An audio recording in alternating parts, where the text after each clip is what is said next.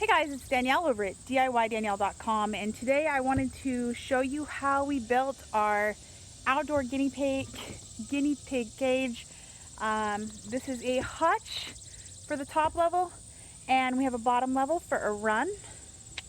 So I'm going to go through this. I am having to edit this in a little differently because our video that we did while we were in the process is kind of a mess. So I'm going to try to edit pieces in. The first thing you need to know is we put it next to our duck coop. It's actually a mess over here. We use the this, and we let the guinea pigs run out here when we're out here, like when the kids want to play with them. So, and this is our duck area. So as you can see, we have fencing around this area. We have the coop behind us. We have a shed over here that has all of our supplies in it.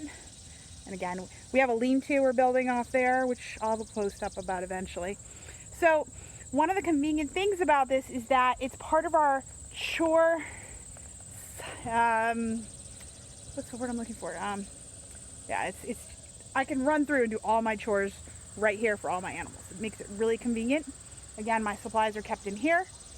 Come out and do the guinea pigs. The other thing that's convenient is, let's see, can you see? There's our compost pile. It's not very big. Oh, yeah, too close. So we have a compost pile there, and that is where I can do all of my, we use fleece bedding for the guinea pigs, which is my preference, with a litter box that has paper bedding. So I can empty that there and just do my chores really quick, keep the cage really clean without having to go crazy all over the place. So let me show you how this is done. Okay, so the first thing you need to know is we started out by measuring the length of our chicken coop. We wanted to make sure that our hutch was the same length. My husband used 1x6s, as you're going to see here. Okay, so those 1x6s formed the bottom. We used cross pieces to connect them, of course, and then he built a frame for each side.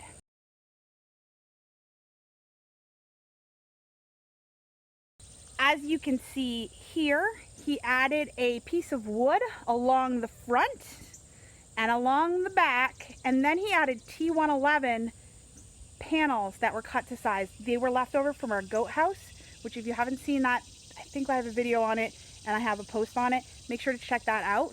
Our goat house is pretty cool. So he used that for the sides, and in the back we used a piece of plywood.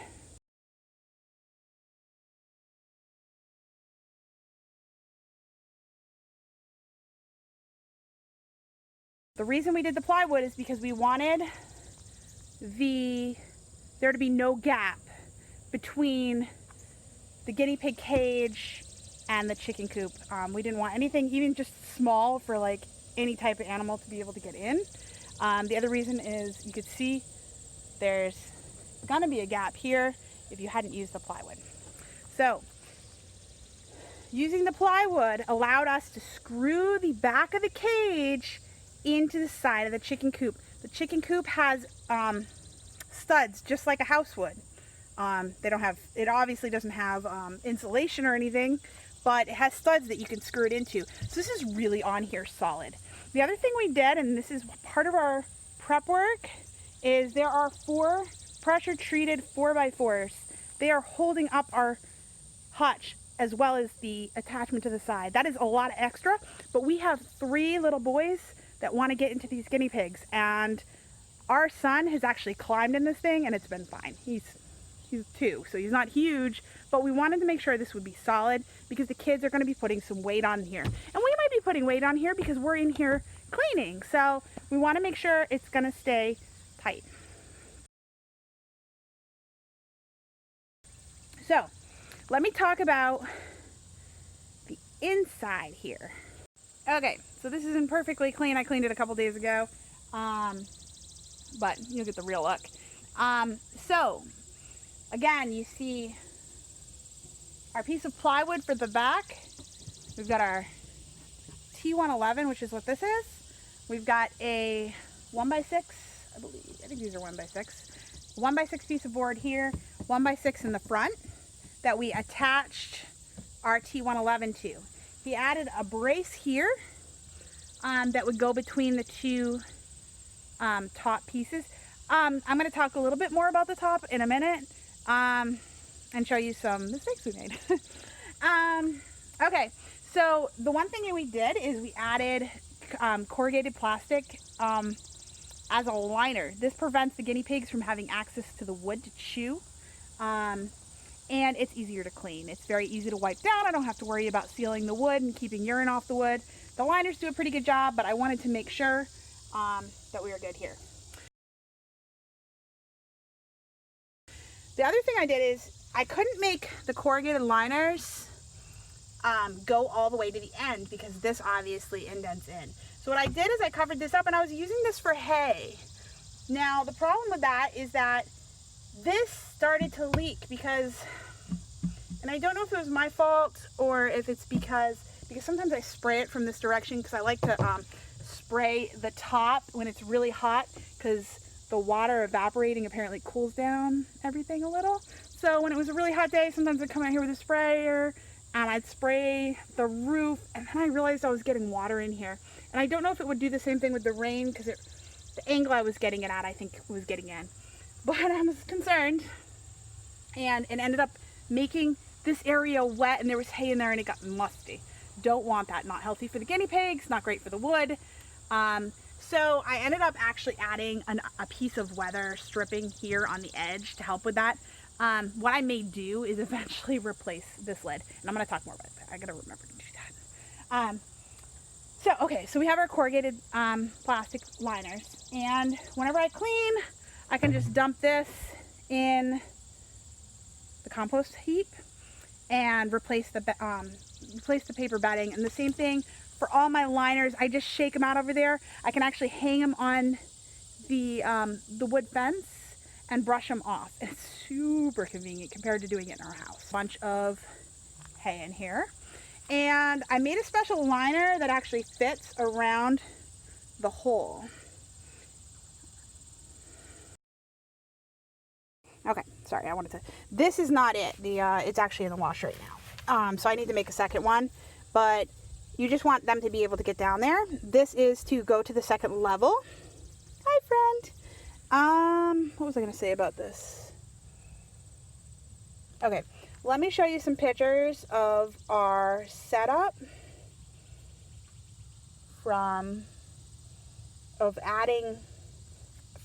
adding this and adding the ramp.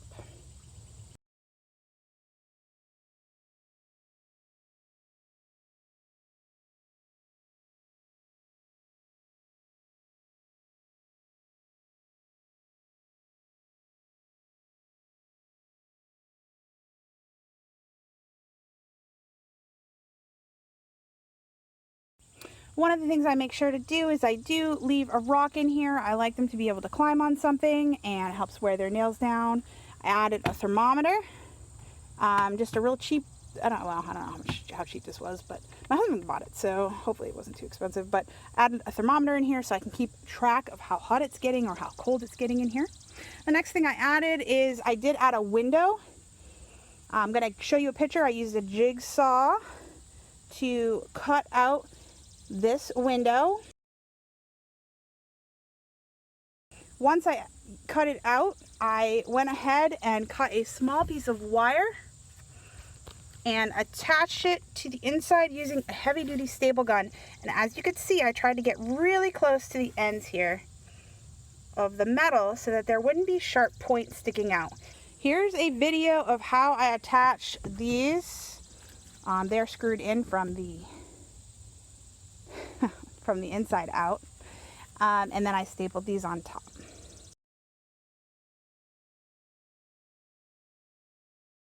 I want to just create a cover so that rain isn't as likely to get driven in here. So what I did is I took a couple scrap 2x4s that I had already stained for another project. This was for my patio chairs or my deck chairs that I made, and they were just scrap pieces. I just trim them so they're exactly the same size, and then I can go ahead and use some outdoor fabric over these. I'm also saving the scrap piece from my window so that I can use it in the winter. I may have to cover it up somehow. I may make some sort of window that goes on and off. I haven't decided how I'm going to do that. And because it's summer, I'll probably not attack that project until closer to the winter. It's not a big deal. So now I just got to go play with my fabric. Oh, the one thing you do want to make sure, you want some outdoor fabric for this. You do not want to be messing around with regular fabric because it won't work. This is Sunbrella, I believe, or some brand like it. It's made for outdoors. It's a different type of fabric. It'll dry faster and all that good stuff. It's a little more water resistant. So I am going to go mess with that and show you in a second what I do. Okay, so we know that the width of this is 31.5 inches. That means the piece of fabric needs to be bigger than 31 inches because we are going to have to finish off each of the edges. So we are looking at, probably a half an inch. It depends on your seam allowance. I'm going to do a half an inch on each side. So we'll do 32.5 inches for the width.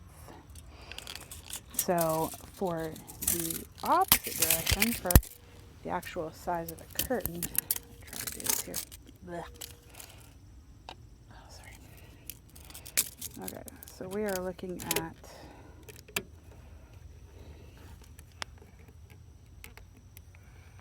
pretty much 6 inches, a little under 6 inches. So 5 and 7 3/4, 5 and 7/8, 5 and 7/8.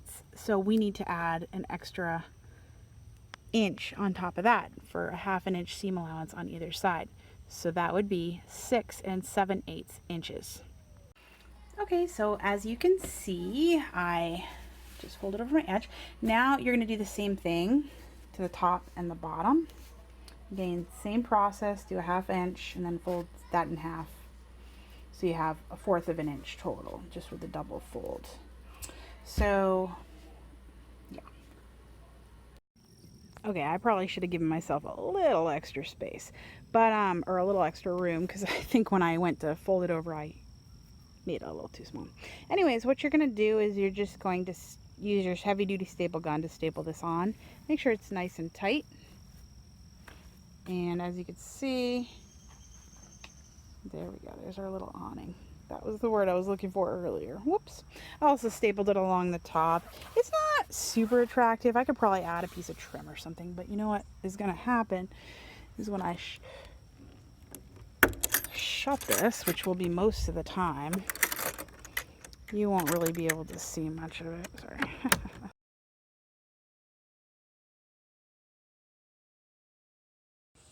Okay, the lids, I had to add this to give me a good spot to add a hook, because I wanted the hook to be able to hook up on top and then also be able to close and hook down below. This prevents predators from getting in, and it gives me the option to put it up when I'm doing cleaning so it doesn't hit me in the head. It hurts when it hits you in the head, so I recommend that. Okay, so let's talk about the top of this. When we first started, it did not look like this. I will show you a picture now of what we did. The problem with that setup was that the water was leaking in where the hinges were, because there was nothing keeping the water from going straight down, which is exactly what was going to happen. We didn't really think it through. However, we knew on the other side of our chicken coop, we have a similar setup. These all need to be replaced, but as you could see, they had it set up like this, and I was like, well, we can just replicate that on the other side. So that's what I did. I cut this at an angle and screwed it in all the way along this end. So this is one long straight piece. Then I cut 2 pieces, one for each roof piece. And I also created an angle here using my circular saw. On the underneath of this, you will see that there is an additional piece of wood that I used. It needed to fit between this piece and the middle piece, and I screwed this in from the bottom up so that I could use interior screws, because that's all I had that was the right size. So this is super helpful. I'm able to attach, these were fairly long screws and they were going through. So with that piece of wood underneath, they did not do that. And now there is an overlap, as you could see, that prevents rain from getting in. As you can see, any rain would go behind here, of course, which is fine. It's allowed. That would not go into the cage. That would go in below. So not a big deal. We added this to prevent water from getting in. And we also added this from water, so water wouldn't get in the middle. Since we added this, we have not had any issues. However, I don't love this. The major issue is that, I mean, it works. It works. The major issue I'm having is that I feel like one long piece would be much better at making sure water didn't get into the guinea pig cage. And again, it's not an issue right now because the liners aren't wet, except for where the guinea pigs pee on them, of course. But the liners don't appear to be getting wet. But I'm worried that if it's a really rainy season, we may have some issues. I gotta stick this or cut this. Man, it's gonna bother me the whole video. It makes me think that there might be some issues. The only problem is if I do one long panel, it's going to be very heavy. And that means it's going to be hard for me to open. It's definitely going to be hard for my kids to open. And I'm worried that if I attach it at one end to keep it up for cleaning, I'm going to have a hard time getting to the other side before the weight kind of tears the ring out. Anyways, I'm not sure it'll work, so I may have to keep it like this. But it's been something I've been pondering and trying to think if there's a better way to do. Any suggestions? Feel free to leave a comment if you've got ideas here. So, again, like we just make changes. Like I like to make sure everything is as convenient and easy to do as possible for me. And so sometimes we just make adjustments to our woodworking plans or to anything that we set up. So I always appreciate any input. Let's see. I think that's all for the front. Oh, I did paint it. It's painted to match the goat house there. And it was primed, of course, first, because if you don't prime, well.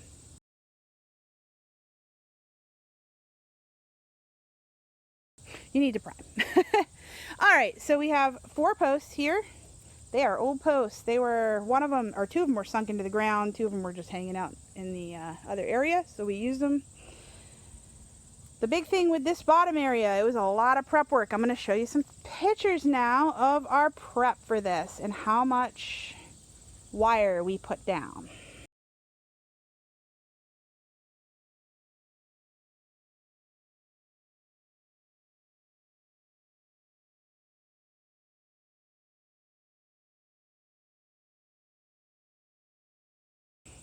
So as you can see, we put a lot of wire down everywhere.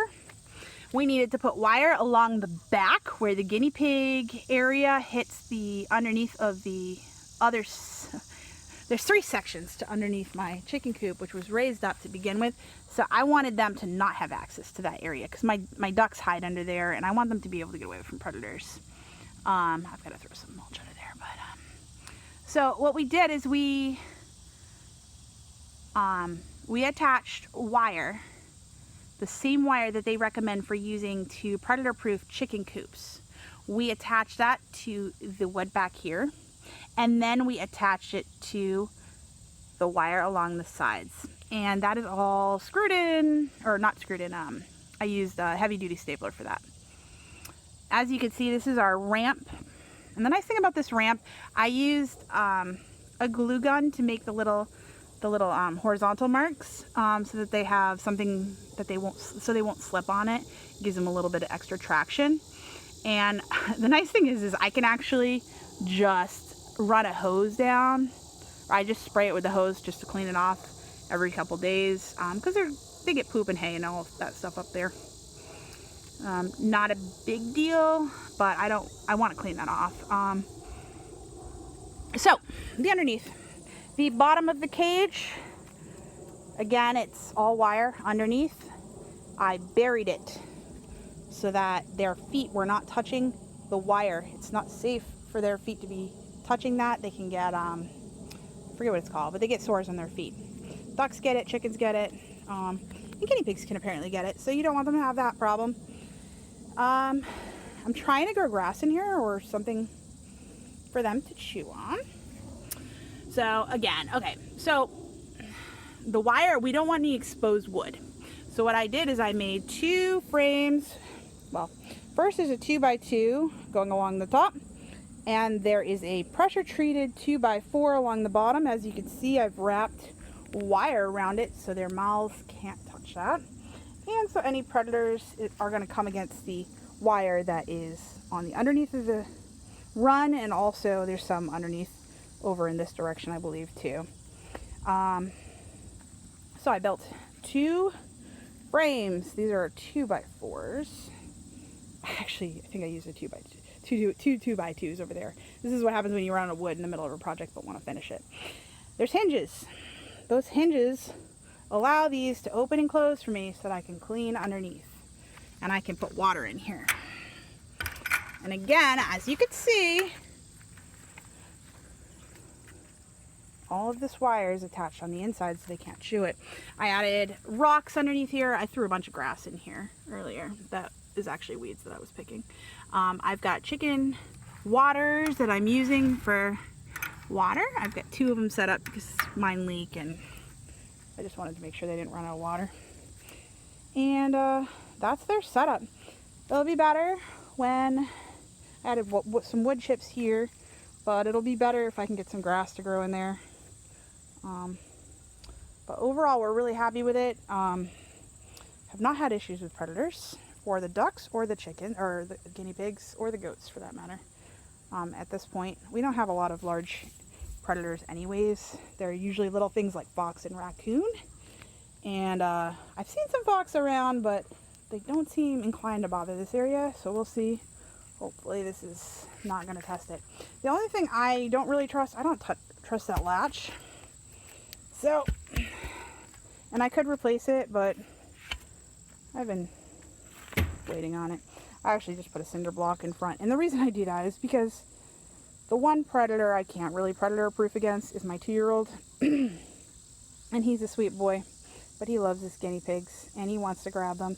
And I don't want him letting them out. So I just try to put an additional block here just to slow him down a little so I can catch up with him. This is a little heavy for him to move. The big guys can move it. But a raccoon won't be able to move that. And the raccoon definitely is, well, probably not going to be able to lift this. This is pretty heavy. So that's our setup. Again, it's not the prettiest thing, but it works for us, and eventually it up as I decide what's working or not working. And they are super happy. They've been energetic. It's been really hot out. Sometimes if it gets hot, they go down to the bottom level and they seem fine. Gonna keep an eye on them through the year. If they need to come in, they come in. I have an indoor cage for them as well. But overall, I don't want to switch them back and forth. I want to keep them in here as much as possible. This is just a much larger space for them. Obviously, for 2 guinea pigs, this is huge. I don't know that I know the square footage, but it's whatever the square footage of that is, plus a little bit extra because the bottom level's larger. And it gives them lots of space to run around, and they're up and down that ramp all day. They're making happy noises. They're drinking water. They're having fresh greens. They have hay in there. They have water. And overall, they seem pretty happy. So we'll see how it goes in the winter and take it from there. If it gets too cold for them, we'll just move them in. Not a big deal. But we're in Maryland, so we have fairly mild winters. So I'm hoping they could stay out quite a bit. And hopefully they'll be happy little girls. Happy little girls. So, alrighty. Hope you liked it. Please subscribe. Make sure to check out my blog, DIYDanielle.com. I've always got lots of information on how to make guinea pig cage liners and what to use for a litter box and all that good stuff. It's on my blog. I also have a book, Sewing Projects for Your Guinea Pig. And that's a lot of fun as well if you want to learn how to make a few different things for your guinea pigs. Alrighty. Thanks so much. Have a great day and take care.